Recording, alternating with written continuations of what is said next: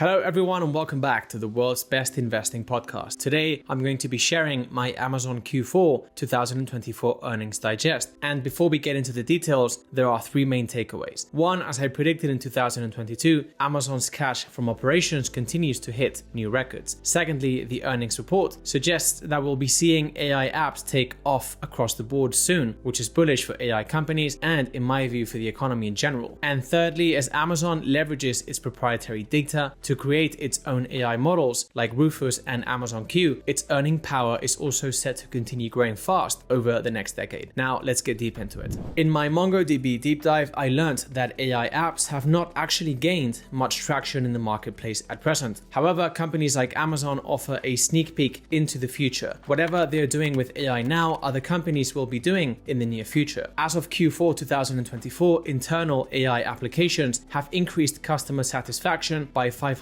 basis points and have yielded 20% better regional inventory predictions for Amazon. According to Amazon CEO Andy Jassy during the Q4 2024 call, this is just a fraction of what Amazon has going on. For instance, if you look at customer service and you look at the chatbot that we've built, we completely re-architected it with generative AI.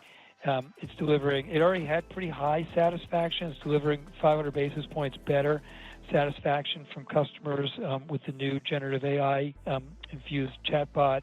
If you look at how we do inventory management and trying to understand what inventory we need in what facility at what time, the generative AI applications we've built there have led to 10% better forecasting on our part and 20% better regional predictions.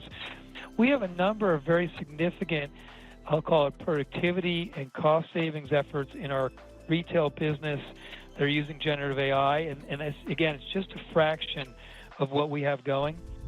This points to AI apps likely gaining widespread traction in the marketplace in the near future, which would give additional continuity to the AI bull market beyond the capex directed at infrastructure. As we know, Amazon has a tendency to sell to the public whatever tools it builds to make its business more efficient. Thus, it seems like it's only a matter of time before companies across the globe also see notable efficiency gains across their operations by leveraging AI apps too. According to Jassy, Amazon Q has saved Amazon teams $260 million to date and 4,500 developer years. Amazon Q is a generative AI-powered assistant developed by AWS to enhance productivity across various business functions. Now, AWS is testing Amazon Q on real customers, and they're seeing a 50% reduction in the time taken to migrate mainframes. This is another sign that we'll be seeing AI applications take off soon, most likely. Amazon is also working on leveraging AI to bring new experiences to the market. This includes Rufus, Amazon's AI shopping assistant, and features that augment live sports such as predictive analysis and others. In combination with applying AI to increase operational efficiency, I believe that Amazon is set to increase its operating leverage considerably over the coming decade by leveraging its proprietary data moat. Via AWS, Amazon is gathering data on how people build AI applications. Via its e-commerce business, Amazon is constantly gathering data on who likes to buy what and when. These two datasets are going to enable the rollout of countless proprietary data AI models, which are going to accelerate the growth of Amazon's earning power. Amazon was already hard to disrupt, and now that it's creating AI models that others can't, and that will accelerate the efficiency of its infrastructure, it's going to be even harder to disrupt them. As I predicted in my Amazon deep dive in 2022, Amazon's cash flow continues to reach new records. In the graph on the screen now, you can see how Amazon's cash from operations continues to trend up beautifully, way past pre-2022 levels. As I explained in my deep dive, this financial outperformance stems from Amazon's ability to continuously deliver more competitive prices, a broader selection of products and services, and higher convenience levels to end customers every year. The investments Amazon made in 2022 are now paying dividends by yielding a fulfillment network that's almost impossible to imitate at this stage. Operating income was up a rather impressive 61% year over year, and Amazon delivered more more than 9 billion items on the same day in 2024. Since 2022, Amazon has radically amplified its ability to deliver items on the same day by regionalizing its network. This has broadened the range of products that customers can buy on Amazon and has ultimately increased the frequency of the network, making the whole operation harder to imitate. In turn, as customers are promised higher delivery speeds, it seems that the conversion rate at checkout continues to go up. See Andy's remarks about this during the last earnings call.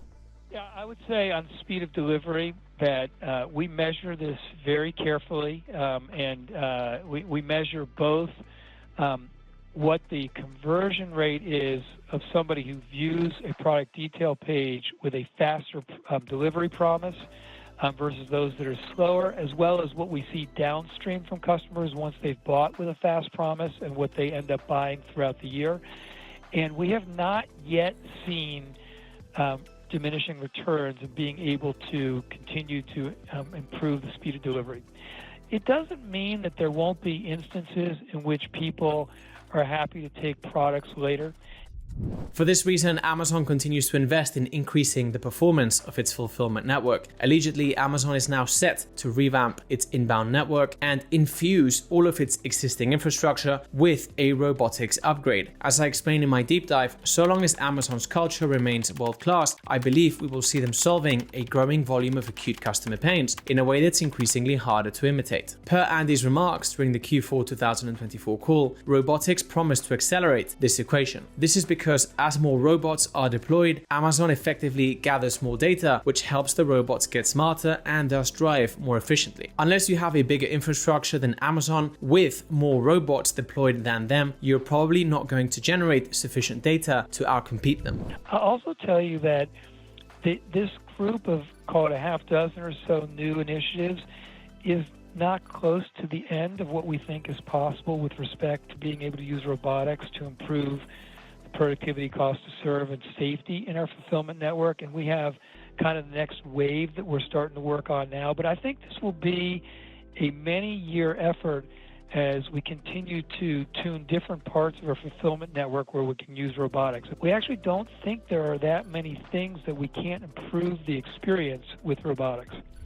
As you can see in the graph on the screen now, Amazon's capex continues to increase past 2022 levels. This is because Amazon's capex isn't actually cyclical. Every time they reach a new level, it serves as a new operational baseline. Amazon expects capex in 2025 to come in at an incredible $100 billion, with the quote-unquote vast majority of it being directed towards furthering AI efforts in AWS. Andy is as bullish on AI as Jensen was in Nvidia's Q4 2024 earnings call. Here's what Andy said about this during the last call. And so when AWS is expanding its CapEx, particularly in what we think is one of these once-in-a-lifetime type of business opportunities like AI represents, I think it's actually quite a good sign, medium to long term, for the AWS business. And I actually think that spending this capital to pursue this opportunity, which, from our perspective, we think virtually every application that we know of today is going to be reinvented with AI inside of it, and with inference being a core building block, just like compute and storage and database. If you believe that, plus that altogether new experiences that we've only dreamed about are going to actually be available to us with AI, AI represents for sure the biggest opportunity since cloud, and probably the biggest technology shift and opportunity in business since the internet. Lastly, as I've said many times here and on X, stock prices track free cash flow per share over the long term. Studying Amazon in depth is a masterclass on how to exponentiate free cash flow per share sustainably over the long term, driving a return of over 235,000% for shareholders since IPO. As you can see in the graph on the screen now, this metric has fluctuated for Amazon over the years, but ultimately it's up considerably over the past few decades. Amazon's playbook has been used successfully by Spotify and Hims, which are two companies that have made me a lot of money. I was able to spot them early because I perfectly understand Amazon's playbook and I can spot early instances of it in the wild. To learn how to do this yourself, I offer you two options. One, read my Amazon, Spotify and Hims deep dives for free, or secondly, buy my Tech Stock Goldmine course, in which I break down the mental model for you in under 2 hours. This is a product that for now 99% of my customers have absolutely loved, and I've seen it work. I've seen more than 400 400 customers go through it, and this course really upgrades the way in which they think about companies and analyze them. So I think that you're going to love this product. If you don't, as always, I have a 14-day money back, no questions asked guarantee. So if you don't like it, all you have to do is send me an email asking for a refund. Just type in refund on the subject line and I'll give it to you straight away. So to obtain lifetime access to this course, all you have to do is go to the show's footnotes where you will see the link to access the course's website. All right, that's it for today. Thank you very much for joining me. As always, if you enjoyed this update, can you please share this with one friend? These deep dives are for free, and so the only way this grows is with your help. Thank you very much in advance. Take care, and until next time.